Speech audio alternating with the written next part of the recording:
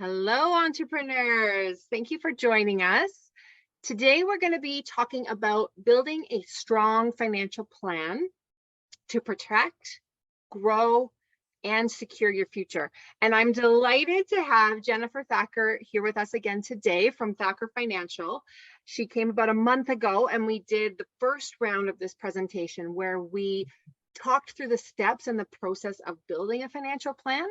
And this time, we're super excited. We're going to go much deeper into the core components of building a comprehensive financial plan and what really are the step-by-step approach that we would need to take. So thank you, Jen, for coming back. It's so fun to have you doing these repeat series so that we can really flesh out the whole discussion. My pleasure to be here. Yeah, I had so much fun with us last time. So I'm excited we get to go deeper. So if you're here with us live, please let us know. We're streaming in, so we can't see who you are if you leave comments, but we will see your comments. So please let us know if you have questions as we go through.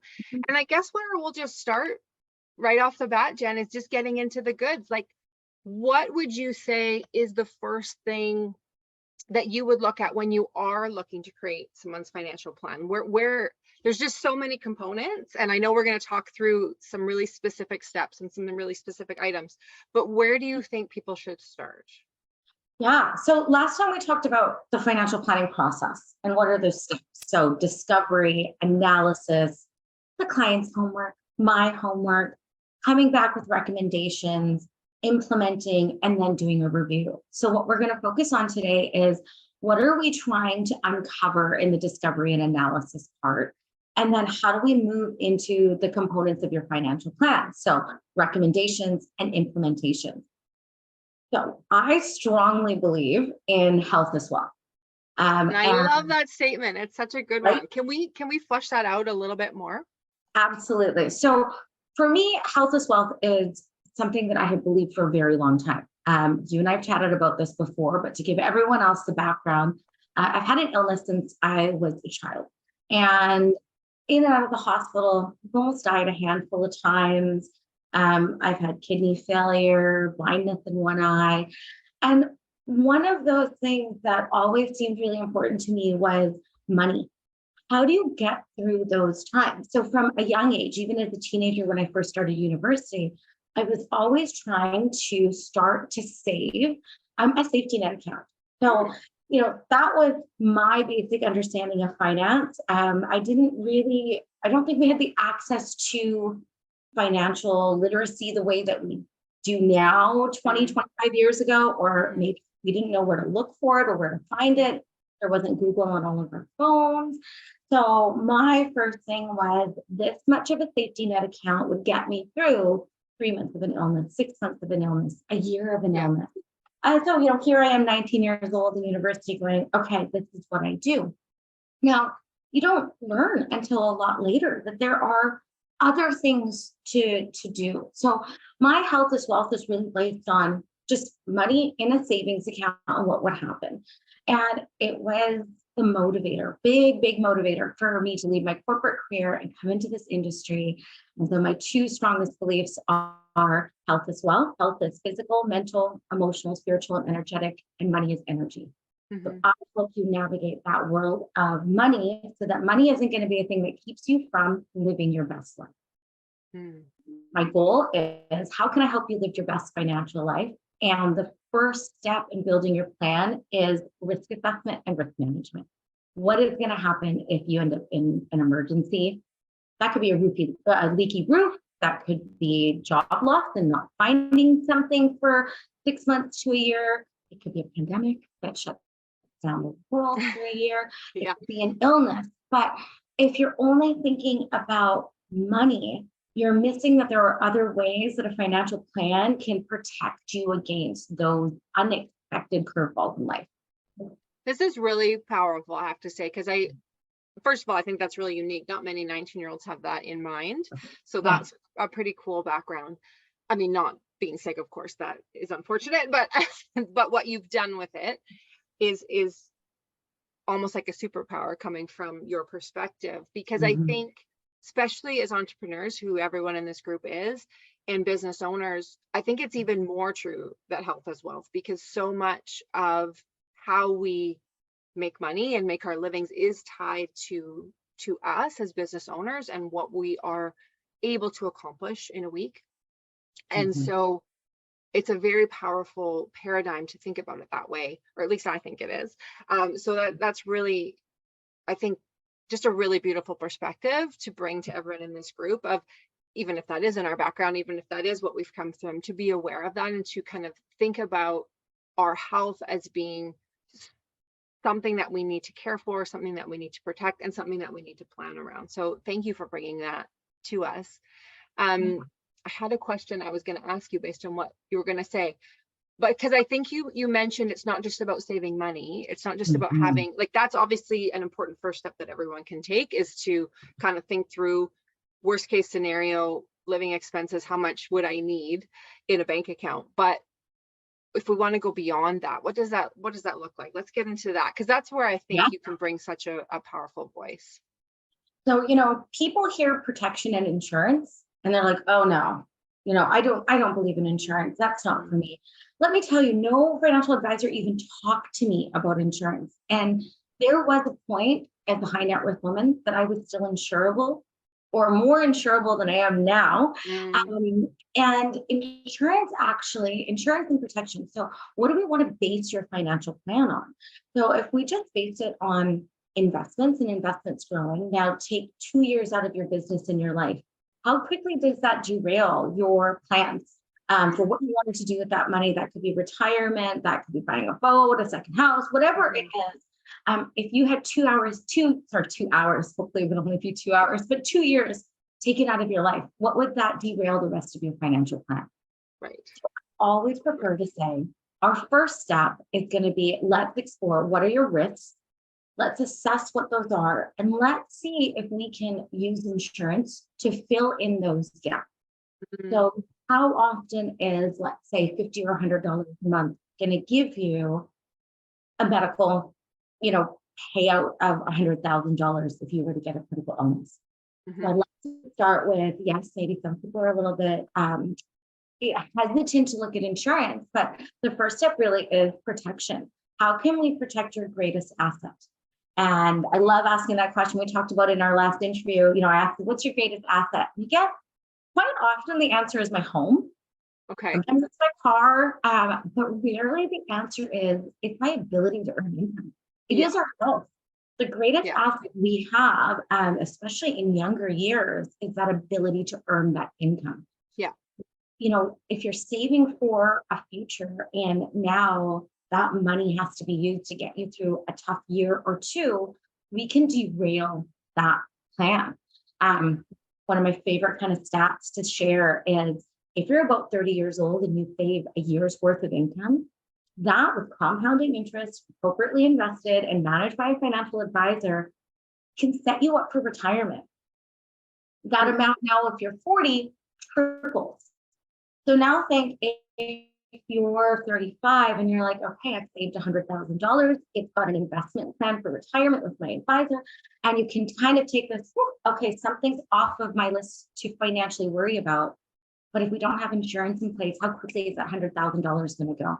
Especially, we live in times where things are expensive.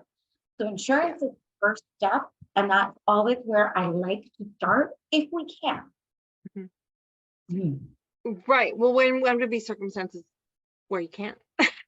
Yeah. So, I laugh sometimes. How often are you going to get a financial advisor that worked in the medical field for 15 years, Mm, degree in psychology, is a designated financial advisor, but that can really go deep into insurance? So, mm, insurance is based on insurability. So, mm, your health, your family history, your lifestyle, your driving record, a number of things start to play into, are you insurable? So mm, we see first, are you insurable? And let's say for some reason that you're not. It just means that your advisor is going to pivot your financial plan. mm, So it kind of moves us into the next component is, what is a safety net account? How much do you need in that safety net account? And how accessible does that money need to be to you? mhm. Mhm. So we're able to set you up with disability insurance, critical illness insurance, life insurance. If we're lucky and you're in a good place financially, we can also set those things up to have cash values, to be an investment in the future, to jump back into your financial plan later. We can put these into your incorporation and create some tax efficiencies. But now let's say that's not an option. Generally, I say to my clients, I will be able to find you the insurance. It'll be whether or not it's going to just protect you, or is it going to also be able to help and grow towards your future? Right. And Right. that comes down a little bit to insurability. Yeah.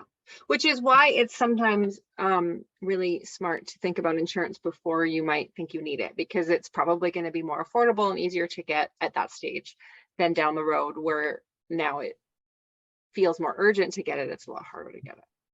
Yeah, the sooner the better. So, you and I have talked about my situation, but with the health challenges that I've been through and being deathbed ill about 6 years ago, as I came into the industry and I had been told by advisors I was uninsurable. Well, I am not. Mm. It just means that you want to work with an advisor that can not only have some expertise in helping you build the investment side of your plan, but that's able to look at insurance. How can it help protect you, but also how can it help you planning for the future, tax efficiencies within your business. So insurance can be an amazing tool. And I know in our third part of the series, we're going to talk a little bit more about how we can uniquely use some of those tools, especially for business owners.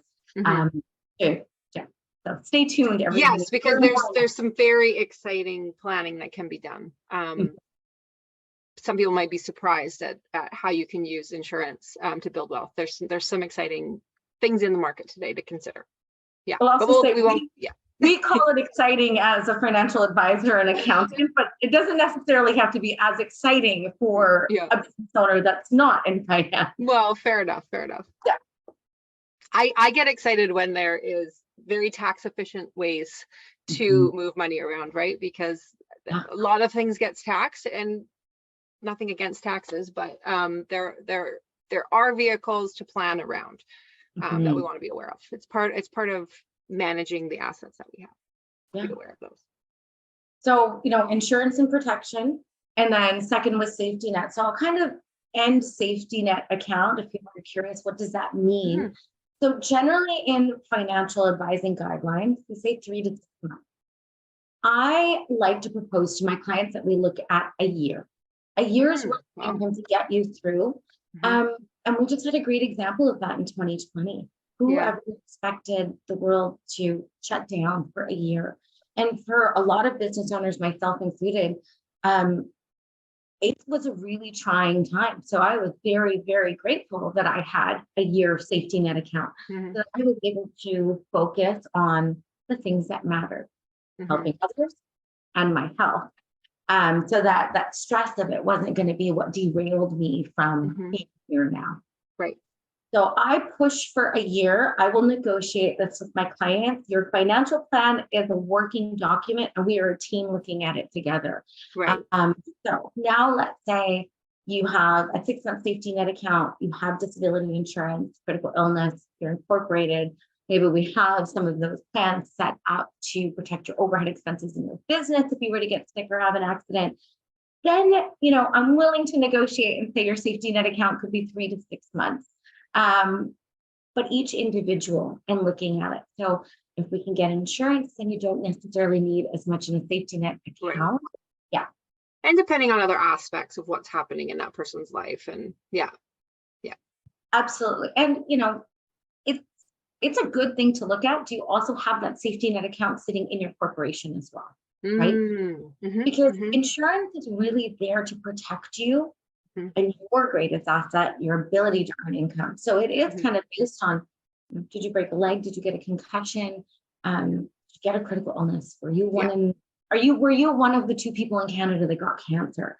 That's what it's there for. But if something where all of your staff all of a sudden just quit all at once, right? Then that safety net account is the second layer in your plan.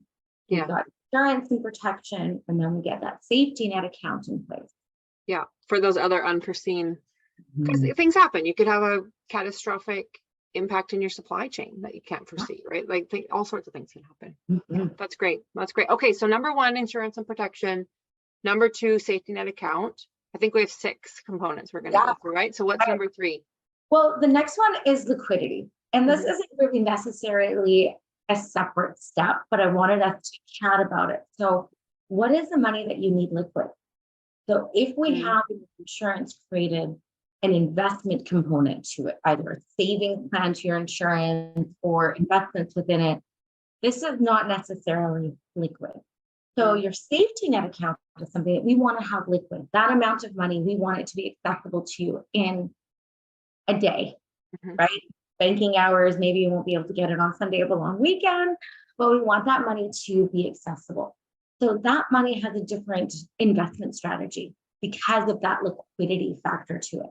Mhm. So if, let's say, you run a business and most of your investments are done through your business and they all happen to be in real estate, well, now you're not liquid because if you needed money, you're going to have to sell one of those investments Yeah. to get.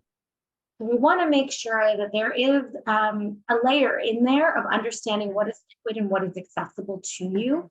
Mhm. Same thing. We're still kind of in this risk assessment part, right? Mhm. Insurance protection, safety net account, Mhm. liquidity. And then next is debt reduction. Because if you happen to be paying a whole bunch of money to be servicing your debt, we Yeah. need to look at, can we free some of this money up to maybe pay for insurance, to add to Right. your safety net account? That money could be liquid and working for you in a different way. So debt reduction. So those are kind of the 4 things that we can group together in risk assessment. Yeah, Where and are debt reduction is becoming even more significant now. It's interest rates are rising. We had a number of years with low interest rates. It wasn't necessarily that expensive to carry debt. It was actually pretty yeah, easy to get debt, but that picture has really changed. And so it would make sense to me that that's becoming a bigger piece of the puzzle that we're being more strategic about, because some people's cost of interest has gone up very mhm. significantly. So when I have clients, when we're doing discovery and analysis, and I'm like, what's your cash flow? Mm-hmm. Oh, well, I think it's this. He said, well, the more specific we can get, Mm-hmm. the more we'll be able to, as we start building your plan, say, Mm-hmm. okay, we're going to focus on insurance first, or maybe your first goal is your safety net account, Mm-hmm. because you have group benefits that give you some disability insurance and Mm-hmm. some protection there. Mm-hmm. So different ways of looking at things for employees Mm-hmm. versus business owners, for sole proprietor incorporated, Right. and we're starting to explore, what are the layers in this plan. And I like to say, my goal is to help you live your best financial life. That means creating a plan with multiple layers in it. So when good or bad things happen in life, I don't like calling them good or bad, but something happens Life and events. life events, you call your financial advisor and you're like, hey, Jen, look, I just came into inheritance, or my business just expanded and I've got the lump sum of money, I've gotten ill, or I've lost my significant other. And where I can step in is to say, okay, well, we have this plan. It's your 1 or 2 page working document. Mm-hmm. Let's look and access, where can you access cash flow, money, get you through what you need, or where did we Mm-hmm. have these other goals that we're waiting for more cash flow that we can now revisit and start plugging in? Okay, so the money is going to go here. Love it. Love it. Okay. So it seems like the first 4 kind of feed in together. It's one fairly significant piece of the puzzle. Mhm. And then the next 2, I think, are a little bit more forward facing or long-term strategies. So should we transition into those Yeah, ones now? yeah, absolutely. So, I say to my clients, look, the way this is going to start and the way that I look at financial advising is risk first. Let's Yeah. assess your risk, because those are the things that are going to come up Yeah. earlier Yeah. in your financial plan. And the So, things that if you haven't planned for them could take you out, like they could have a very significant yeah. impact. But if you plan for them, you can roll with the punches, as they say. Yeah. So, when we're doing this first few steps of the financial planning process, discovery and analysis, I'm going to say to you, what are your hopes and dreams? Mm-hmm. I often like to ask clients, what does a good life look like? What does a great life look like? What does a magical life look like? Mm-hmm. If you had financial freedom, if you were living your best financial life, what would that look like? So a part of that is also me looking at what are the risks you might not know about and what are the, Right. so now we've done risk assessment. We started creating your plan to put some of these steps in place. Then we get to what I call the fun stuff. What are your hopes and dreams, and how do we get money to not be the thing that keeps you from achieving those goals, Right. that magical life? So now we move into investment strategy. Mm-hmm. And then the last one is retirement planning and then retirement execution. Nice. Nice. But investment strategy is really now, what are your goals for the future? Do you want to retire early? Are you planning to buy a property? Do you want a vacation home? Do you have children you want to put through school? And now that we've got the first layer of your plan done, where is this flow of money and how can we use it to achieve those goals? So then we're starting to look at, do we use TFSAs and RRSPs? If you're a business owner, do we use an IPP or corporately owned life insurance to create some of those more tax efficient ways for your hard-earned money to grow as strongly as it can within your goal? So always looking at what's your timeline for this money? How soon might you need to access it? Does any of this need to be liquid? We always loop back into liquidity. Could something change where the money that we're planning for 20 years from now, where you might actually need it sooner? And then based on that, we're going to create an investment strategy. So that could look like, here's the lump sum of money that you have earmarked for a goal you want to achieve in 5 years. So how do we want to invest that? Would it be more aggressively invested? Are we going to have more equity? Are we going to use a strategy like cash pledging that we make sure in really volatile times, there's always this kind of liquid chunk of cash, hopefully in a high interest savings account, because let's not have it not earning anything. Mm-hmm. And start to create that plan. So that plan can have multiple layers. Here's the money I want for this goal in 5 years and this goal in 7. And here's the money I want for retirement in 5 years or 20 years, or you're starting young. Because I love that. A year's worth of income saved around the age of 30 can take care of your retirement. We don't really want to know what that number starts to look like. Let me tell you, if you're getting closer to 55 or 60, it's just so more, because we don't have the time. Time and compounding interest is one of the greatest gifts in your financial plan. Yeah.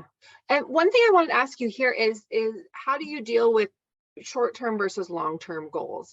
I'm assuming you would like people to share all of them so that you can make a financial plan that encompasses it all, but does one of those take precedent over the other? So it's going to be unique to the individual or the individual and their business. So oftentimes, if I have someone that's making great money, they come to me because they want tax. Their accountant just said, go to Jen and let's figure out, I've done everything I can within the corporation to, try to minimize taxes, make this efficient for you. And now you're going to go to Jen. But let's say we uncover during that process of, discovery and analysis that all the money is pumping back into the business.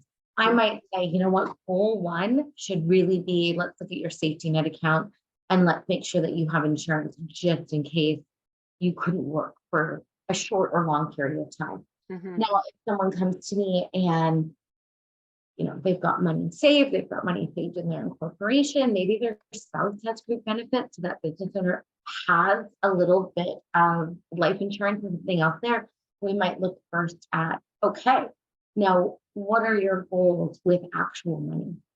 Right. So then it could be short-term and long-term. So, for example, I've got a client that's like, I invest heavily in real estate, in rental properties.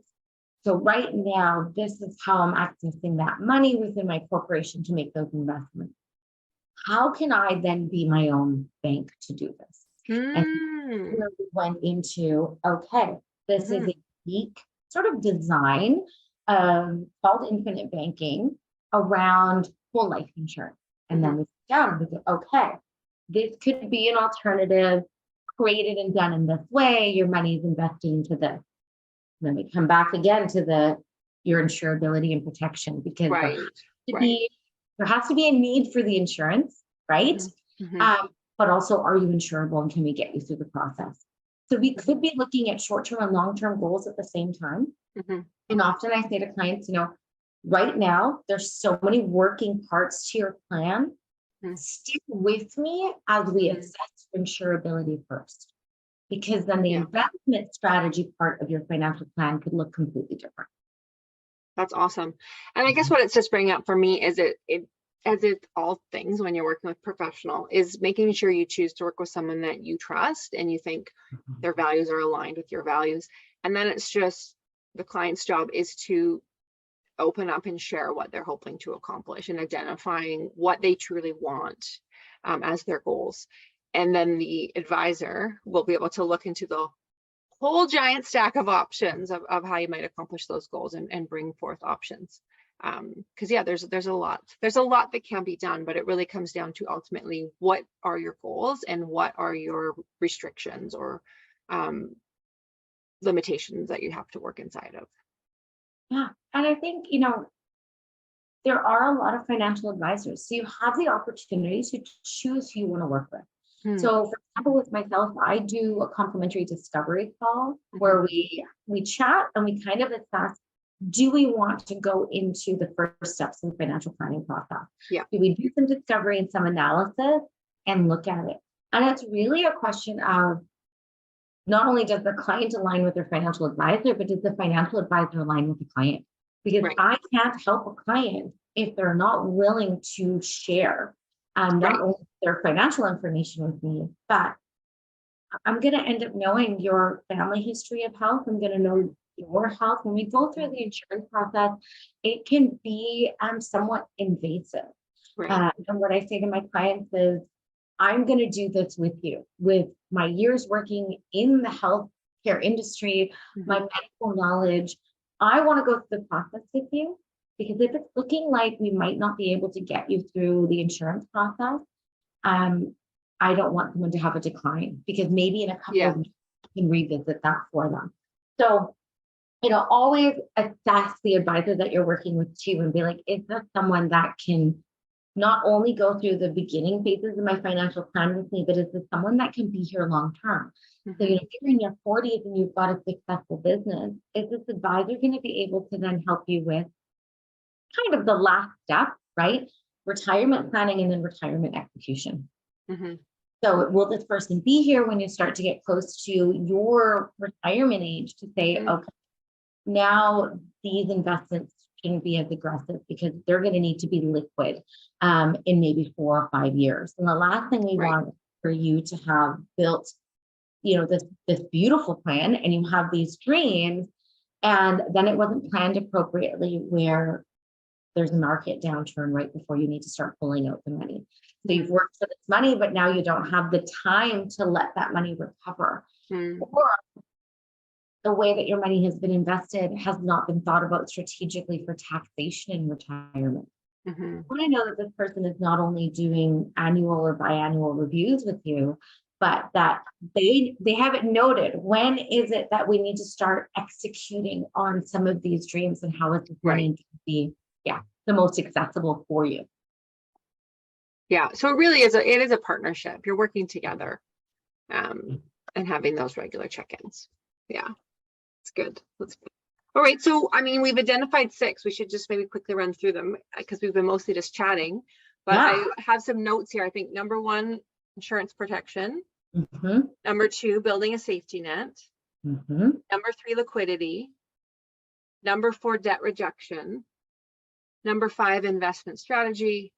And number 6, retirement planning. And I do just want to highlight, I know you have a regular newsletter that goes out and blog posts, so I hope you'll post below when they're ready, so people can find them if they want to kind of see this in writing or kind of do a follow-up. I know you already have it kind of mostly written out, ready to go for people, which is sometimes really helpful. So if anyone is interested, either connect with Lisa and I. There is an article written on this that's going to be published to my website tomorrow and come out in my newsletter tomorrow. If you want to see it with a little bit more information, or really just set up a meeting, a discovery call with me, and we can look at where are you now, where do you want to be, and does it align for me to be a part of your team and work with you as your financial advisor? Awesome. Awesome. Well, Yeah. I really enjoyed this. Thank you so much, Jen. Is there anything we didn't chat about that you wanted to share before we say goodbye to our lovely group today? Yeah, I think really when you look at a financial plan, we've covered so many things today. It can be like, oh, okay, that's a lot. I don't know where to start. I don't know what to do. So each of these elements is contributing to your financial well-being. We're trying to create your health as wealth financial plan, help you live your best financial life. Tap into a team of support. As a business owner, have your financial advisor, your lawyer, your accountant, get them to know each other, be open to having a conversation. So Lisa and I have done that with mutual clients where we're like, okay, let's get on a call, all of us together, and strategize. So that really starts to build your team. And it's less work for you trying to understand. What did my accountant just say? And now my lawyer is saying something else, and you're so confused. Have your team work together and build your team as people that are open to saying, I want to work with the other people in your support team to make sure you execute these things in yours and your business's best interest. Love it. Yeah, no, and that's always so lovely when clients have that level of trust and can make those introductions, and we can do our planning in line with each other, and we're ensuring that the client's best interests are being protected and upheld through everything that's happening. That's a really lovely opportunity when people do that. All right, well, thank you so much, everyone, for joining us. Thank you, Jen, for being here. We have one more round. Jen's going to come back one more time later in the summer, and we'll make sure we post in advance of that, so those of you who've been following along can continue. I'm so thankful to her to doing multiple guest spots to kind of really flush this out for people that are looking to get this sorted in their own lives. So thank you again, Jen, for being here. And thank you everyone for following along. I hope you have a wonderful Tuesday. Enjoy that beautiful summer weather wherever you are. Thanks, everyone.